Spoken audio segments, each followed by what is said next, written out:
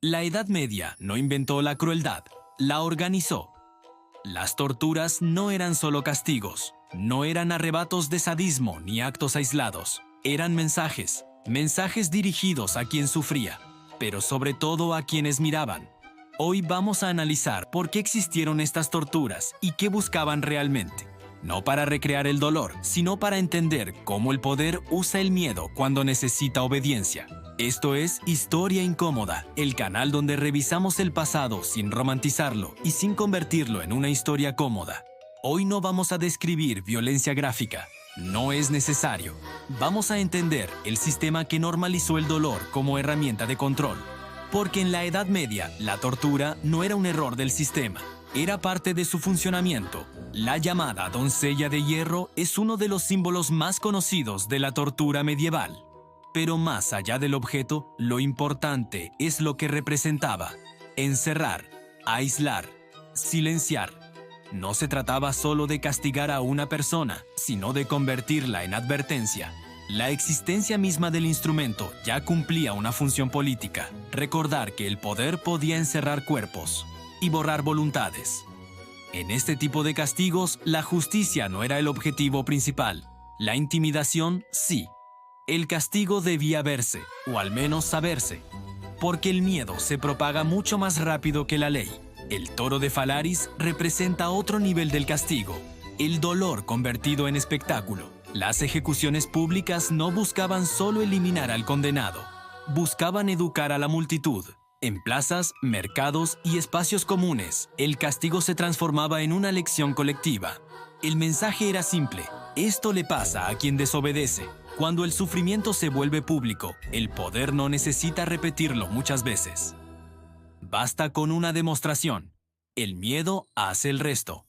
Cuando el castigo se hace público, el poder se legitima a sí mismo. No todas las torturas dependían de la fuerza física directa. Algunas se basaban en algo mucho más eficaz, el terror psicológico. La tortura de ratas no buscaba fuerza bruta, buscaba pánico.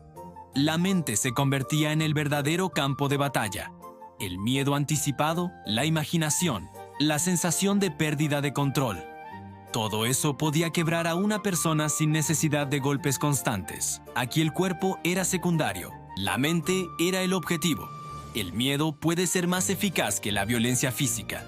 La gota china es un ejemplo claro de cómo el tiempo puede convertirse en arma. No se trataba de causar dolor inmediato, sino de destruir la resistencia poco a poco. Repetición, espera, incertidumbre. Cada segundo se alargaba, cada momento se volvía eterno. No era el impacto físico lo que importaba, sino la imposibilidad de escapar del tiempo. La voluntad era lo que se buscaba quebrar. El tiempo, cuando se controla, puede ser una forma de tortura. Aquí está una de las partes más incómodas. Estas prácticas no existieron en secreto, no eran actos clandestinos. Existieron porque estaban respaldadas por autoridades, se justificaban moralmente, se integraban al orden social, se consideraban necesarias. La ley no las veía como excesos, las veía como herramientas. No eran errores aislados, eran institucionales. Cuando el castigo está autorizado, la conciencia individual se diluye. Yo no decido, la ley lo permite. Siempre se ha hecho así. Así funciona un sistema que normaliza el dolor. La parte más inquietante no es que estas torturas existieran, es por qué fueron aceptadas. Cuando la ley justifica el castigo, el dolor deja de escandalizar, se vuelve rutina, se vuelve paisaje, se vuelve normal. La pregunta incómoda no es por qué la Edad Media fue violenta. La pregunta es, ¿qué condiciones hacen que una sociedad acepte el sufrimiento ajeno como algo necesario? Porque cuando eso ocurre, el límite desaparece muy rápido. La Edad Media nos deja una lección incómoda. Cuando el poder no tiene límites, el miedo se convierte en herramienta. Estas torturas no existieron porque la gente fuera más cruel por naturaleza, sino porque el sistema las permitió, las justificó y las normalizó. Entender esto no es mirar al pasado con morbo. Es reconocer patrones que no deberían repetirse. Suscríbete a Historia Incómoda y comenta, ¿castigo o control?